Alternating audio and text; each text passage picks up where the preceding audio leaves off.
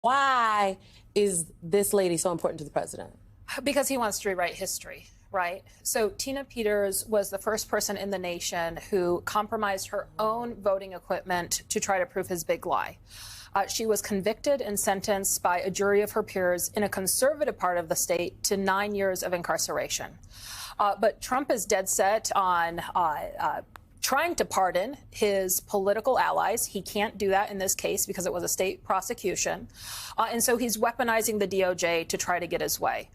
We're not going to let him do that. And we need to make sure that he's not allowed to rewrite American history with his lies. It comes on the heels of Enrique Tarrio, leader of the Proud Boys, having dined at Mar-a-Lago, then sending out a message to all the J6ers saying the president loves you. It feels clear to me this isn't just about relitigating what has already happened. This is about creating a permission structure for folks who might want to mess with American elections in the future. Yeah, look, I think that Donald Trump is hoping to build an extra legal, outside the legal system, a coalition. One could call it a gang. one could call it a militia. One could call it a cult, whatever it is. But he wants to build this cadre of people who are loyal to him and who will carry out his agenda when it comes to undermining free and fair elections. And, you know, I think the secretary, you know, as she knows, the Department of Justice right now is withdrawing its support from case after case after case around this country when it comes to voting rights. They are standing down in protecting the right to vote. They are flipping against black voters and other minority voters in these cases. Meanwhile, the Department of Justice has already filed in federal court in Colorado what's called a statement of interest to say that the Department of Justice, have an interest in this frankly state prosecution, which, you know, would, as you say, normally go through the state court system, and if there were appeals of the sentence, they'd go through the state courts.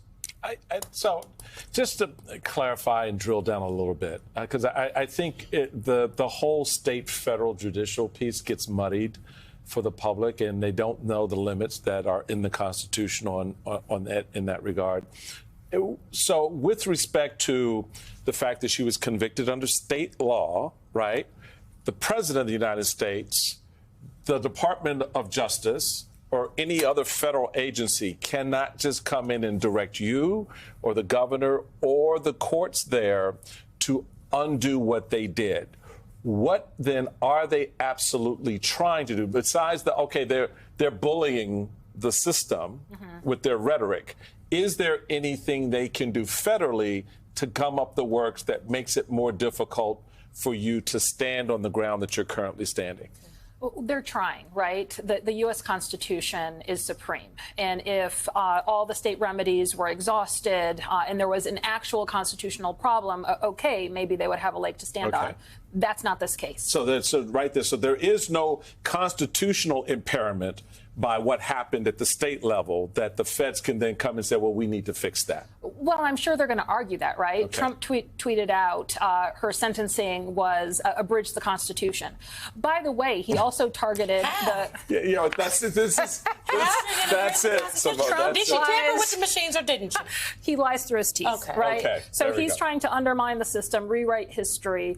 But on top of that, I think it's noteworthy to underline, he also named the sitting attorney general by name. He does that on purpose. He creates targets. He just needs to put out on social media someone's name. I've been on the receiving end of this. You get threatened, you get swatted, you get a whole host of things.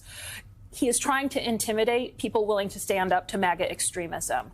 And I think Democrats, we need to stand strong. We need to stand up to their unlawful actions and then win in 26 to stop this MAGA movement.